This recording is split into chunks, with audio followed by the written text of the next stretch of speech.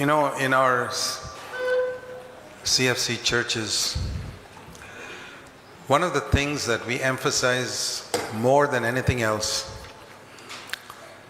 is living a new covenant life. हम हमारे CFC कलीसिया के अंदर ज़्यादा जोर देते हैं नई वाचा के अनुसार जीवन जीना. Many people in many churches never preach about the difference between old covenant and new covenant. और बहुत सारी कलीसियाओं में कभी भी पुराने वाचा और नई वाचा की भिन्नता को नहीं बताते हैं. I told you that for some people grace is a license to commit sin. जैसे कि मैंने बताया कई लोगों के लिए अनुग्रह जो है वो एक लाइसेंस है पाप करने के लिए. That's how I understood it for many years. और कई सालों से यही मैंने समझा है. Thank God I'm not under the law, I would say.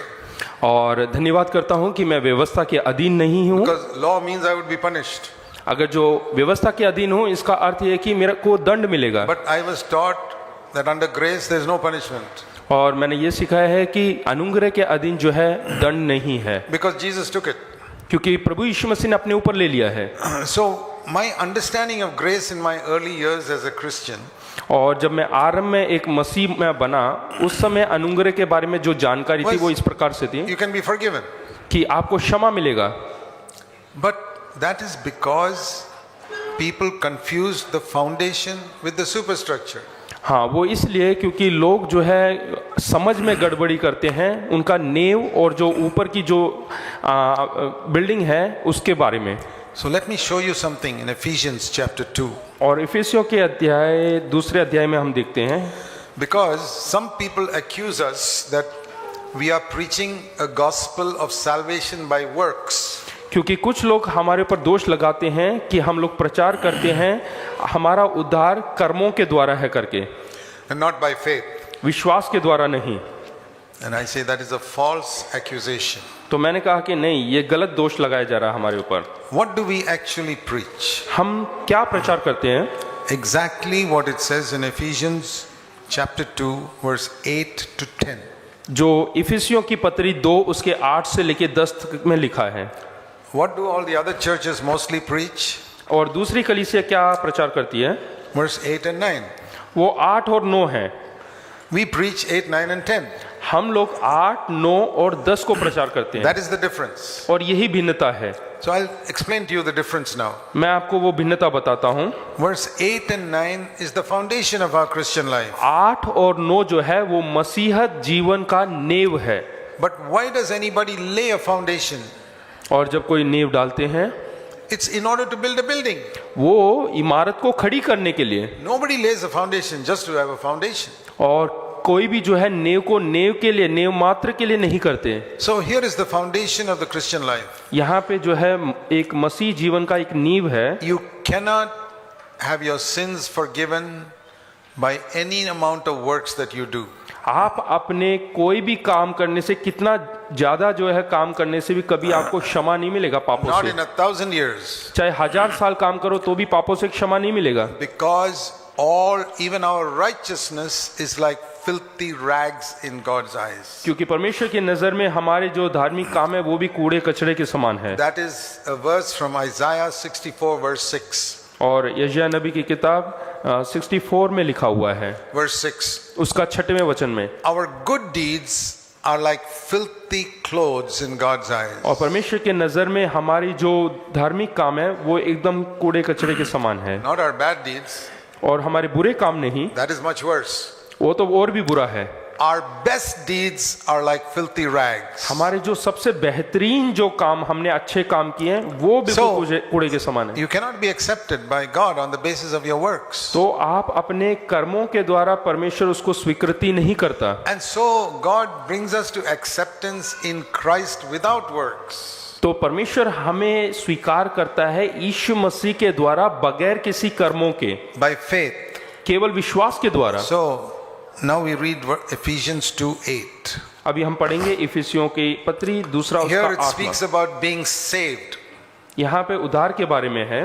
Okay, now saved has got 3 parts to it. जो उद्धार है उसमें 3 हिस्से हैं. Past, वो Pre- हमारा present, भविष्य future. भविष्य और वर्तमान काल और भूतकाल। So, past is being saved from the punishment for our sins. और हमारा भविष्य ये है कि हमारा जो पूर्व काल है वो ये है कि हमें परमेश्वर ने बचाया है हमारे दंड से।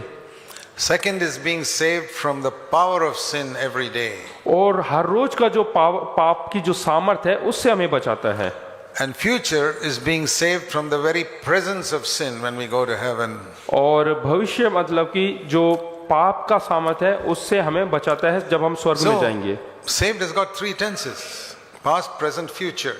और वो हमारा जो है पूर्व काल, वर्तमान और भविष्य।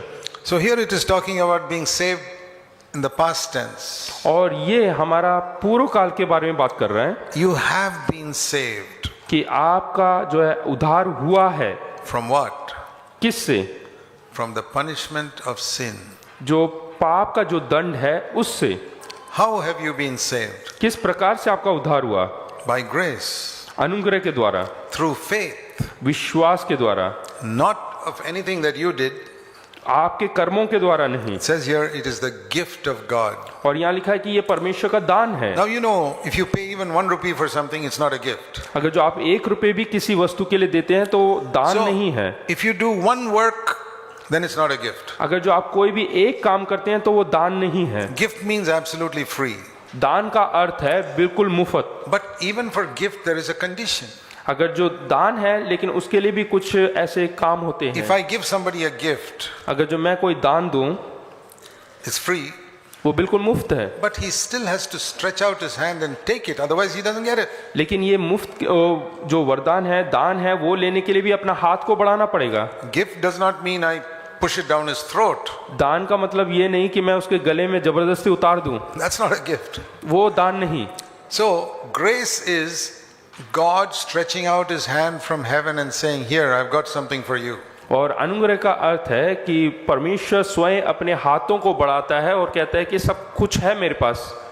Faith is me stretching up my hand and saying, Thank you, and taking it. और विश्वास का अर्थ है मैं अपने हाथों को बढ़ाऊं और धन्यवाद करके उसको स्वीकार करूं। So, look at verse 8 like this. 8वें वचन को देखते हैं। By grace means God is stretching out his hand from heaven, full of many spiritual gifts. और अनुग्रह का मतलब है बहुत सारे आत्मिक वरदानों के साथ परमेश्वर स्वर्ग से अपने हाथों को हमारी ओर बढ़ा रहा है। Just like an earthly gift. जिस प्रकार से हम यहाँ पे संसार में तोहफा देते हैं, दान देते हैं। I cannot get it if I don't stretch out my hand and take it. हाँ, अगर जो दान लेना है तो मुझे अपने हाथों को बढ़ाना पड़ेगा, नहीं तो नहीं मिलेगा। So even though there are no works, हाँ, यहाँ पे कोई काम नहीं है I have to take it. लेकिन मुझे लेना है। If that was also not required, then everybody in the world is saved. हाँ, अगर जो वो उसकी भी जरूरत नहीं है तो इसका अर्थ है कि हम सभी ने उद्धार पाया है। What is the difference between a born again person and all the other human beings? और एक उद्धार पाए हुए व्यक्ति और जिसने उद्धार नहीं पाया उनमें क्या भिन्नता है, Christ फर्क है। died for the sins of the whole world. और प्रभु Christ died for the sins of the Yeshu whole मसीह सारे संसार के पापों के लिए मरा। And God is offering forgiveness of sins to the whole world. और परमेश्वर जो है वो माफी दे रहा है पूरे संसार को, संसार के पापों से। But everybody doesn't get it. लेकिन सबको नहीं मिलता, Because everyone doesn't reach out their hand and take it. क्योंकि हर कोई व्यक्ति अपने हाथ को बढ़ाकर उसको स्वीकार नहीं करता। But when you take it, लेकिन जब आप लेते हैं you can't say you have done any work, you have not paid for it, it's a free gift. तो आप ये नहीं कह सकते कि मैंने कुछ काम किया है, क्योंकि ये बिल्कुल मुफ्त है। That is the meaning of verse 8. और यही अर्थ है यहाँ पे वचन 8 का। By grace, you were अनुग्रह के saved. द्वारा You were saved हमारा उद्धार होता है, through faith, विश्वास के द्वारा, not of yourselves. ना केवल अपने आप से। It is the gift of God, ये परमेश्वर का दान है, not as a result of any works, so that no one can boast. और ना कर्मों के कारण ऐसा ना हो कोई घमंड करे। So that means that a person who's lived a very good life from childhood because he was brought up in a God-fearing family, और इसका अर्थ ये नहीं कि जैसे कि कोई बच्चा है जिसका बहुत ही धार्मिक लगाव वाले परिवार में पालन पोषण हुआ है, he gets saved. उसका उद्धार होता है। And one murderer, thief also gets saved. और एक खूनी और चोर है वो भी उद्धार पाता है। But they are equal. दोनों बराबर हैं।